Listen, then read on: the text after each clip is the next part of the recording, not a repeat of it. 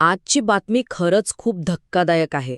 ज्या शहराला आपण सलग 7 वेळा भारतातील सर्वात स्वच्छ शहर म्हणून ओळखतो, त्या इंदोरमध्ये अक्षरशः मृत्यूचं तांडव झालंय. आणि याचं कारण तर आणखीनच धक्कादायक आहे. पिण्याच्या पाण्यात चक्क गटाराचं पाणी मिसळलं गेलं.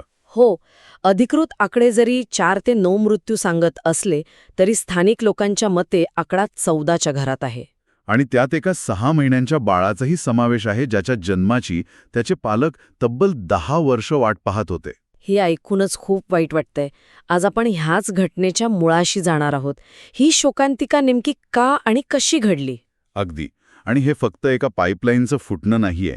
हा एक प्रकारचा प्रशासकीय निष्काळजीपणा आहे, ज्यामुळे लोकांचा जीव गेलाय. धोक्याची सूचना वारंवार दिली जात होती, पण त्याकडे कसं दुर्लक्ष झालं हेच आपण पाहणार आहोत. म्हणजे 1400 पेक्षा जास्त लोक आजारी पडले, 200 लोकांना हॉस्पिटलमध्ये दाखल करावं लागलं, लोकांमध्ये प्रचंड भीती पसरली असेल, नाही का? हो, परिस्थिती खूप गंभीर आहे. लोकांचा सरकारी पाणीपुरवठ्यावरचा विश्वास पूर्णपणे उडालाय. म्हणजे आता ते काय करत आहेत? लोक आता पिण्यासाठी पाणी विकत घेत आहेत किंवा मग टँकरवर अवलंबून आहेत.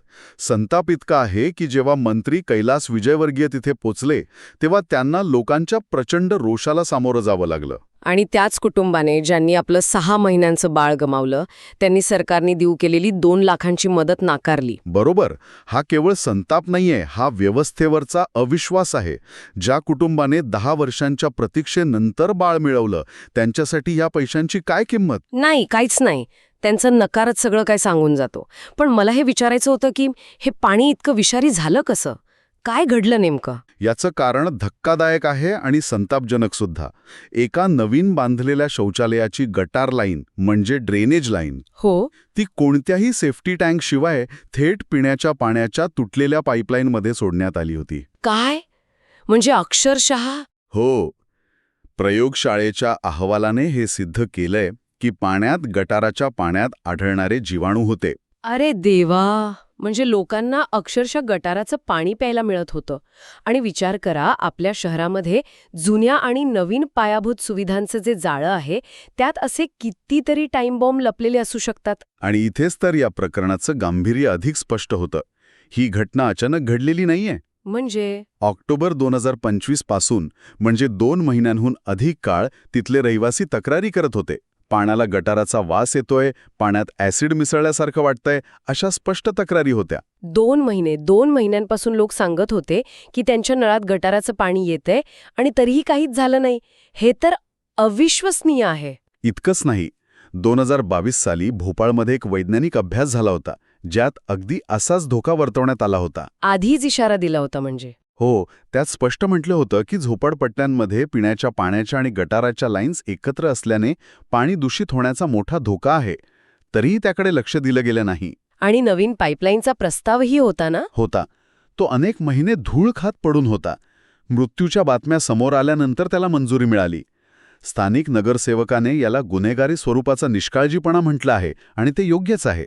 म्हणजे ही एक मोठी प्रशासकीय उदासीनता आहे, जिथे कागदोपत्री स्वच्छता दिसते, पण नागरिकांच्या मूलभूत आरोग्याकडे पूर्णपणे दुर्लक्ष केलं जातं. मग आता काही कारवाई झालीये का? हां, झालीये. म्हणजे काही अधिकाऱ्यांना निलंबित केलं आहे.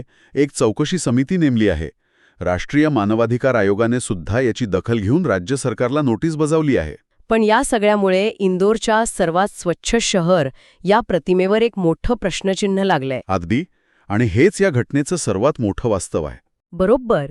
वरवरची रस्ते चकचकीत करून पुरस्कार मिळवता येतो, पण जमिनीखाली नागरिकांच्या जीवाशी खेळ सुरू असतो, हेच यातून दिसतंय. आणि हीच गोष्ट आपल्याला एका मोठ्या देशव्यापी प्रश्नाकडे घेऊन जाते. म्हणजे हा फक्त इंदोरच्या प्रतिमेचा प्रश्न नाहीये. तुम्ही एका मोठ्या धोक्याकडे इशारा करत आहात. हो, विचार करा, जर भारतातील सर्वात स्वच्छ शहरात वारंवार इशारे देऊनही अशी भीषण दुर्घटना घडू शकते, तर मग देशातील इतर शहरांमधल्या पाणी, आरोग्य आणि इतर मूलभूत सेवांच्या सुरक्षेचं काय? हा प्रश्न खूप महत्वाचा आहे. हा प्रश्न केवळ इंदोरपुरता मर्यादित नाही, आपल्या संपूर्ण शहरी प्रशासनाच्या कार्यपद्धतीवर हा एक गंभीर प्रश्न आहे. आज आपण विचार करायला हवा की आपल्याला फक्त दिसणारी स्वच्छता हवी आहे की जगवणारी सुरक्षा.